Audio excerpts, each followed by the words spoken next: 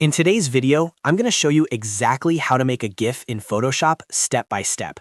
Whether you want to create animated memes, social media graphics, website animations, or simple moving designs, this method will walk you through everything in a clear and beginner-friendly way.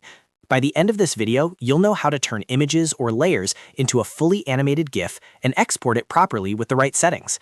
And if this tutorial helps you out, make sure to hit that like button and subscribe to the channel for more Photoshop and design tutorials just like this. Now let's jump right in. Step 1 is preparing your frames. In order to create a GIF, you need multiple frames. In Photoshop, each frame is usually created from a separate layer. There are two main ways to do this. Option A is using multiple images. If you already have separate images that you want to turn into an animation, go to File, then Scripts, and choose Load Files into Stack. Click Browse, select all the images you want to use, and then click OK. Photoshop will automatically place each image into the same document as separate layers.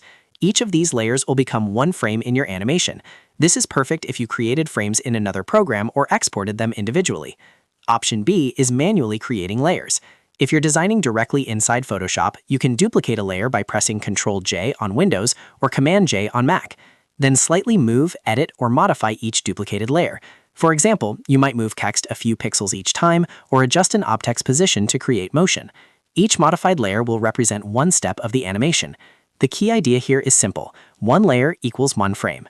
Once your layers are ready, we move on to step 2, opening the timeline panel. Go to the top menu, click Window, and then select Timeline. The timeline panel will appear at the bottom of your screen. Click on Create Frame Animation. This is important because Photoshop also has a video timeline mode, but for GIFs, we want frame animation. After clicking Create Frame Animation, look for the small menu icon in the top right corner of the timeline panel. Click on it and choose Make Frames from Layers. Instantly, Photoshop will convert each of your layers into individual animation frames. You'll now see them lined up in sequence inside the timeline. This is where the animation comes together. Now let's set up the timing in step 3. Under each frame thumbnail, you'll see a time value, usually set to 0 seconds by default. Click on that time value to adjust the delay. For smooth motion, a common setting is 0.2 seconds per frame, but you can experiment.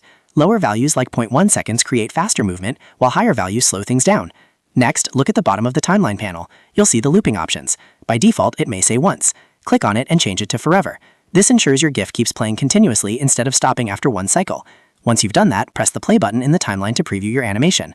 If something looks off, you can rearrange frames, adjust timing, or go back and edit your layers. Now for the most important step, exporting your GIF correctly. Go to File, then Export, and choose Save for Web, and select the Legacy option. This is the best export method for GIFs in Photoshop. In the Export window, change the format to GIF. Set the colors to 256 for the best balance between quality and file size. If your GIF is too large, you can adjust the image size on the right side to reduce dimensions and file weight.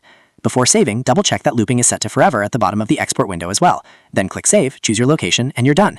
Your animated GIF is now ready to upload to social media, your website, or anywhere else you want to use it. That's exactly how to make a GIF in Photoshop from start to finish. As you can see, once you understand layers, timeline animation, and export settings, the process is actually very simple. If this tutorial helped you, make sure to like this video and subscribe for more easy Photoshop guides in 2026. Thanks for watching, and I'll see you in the next one.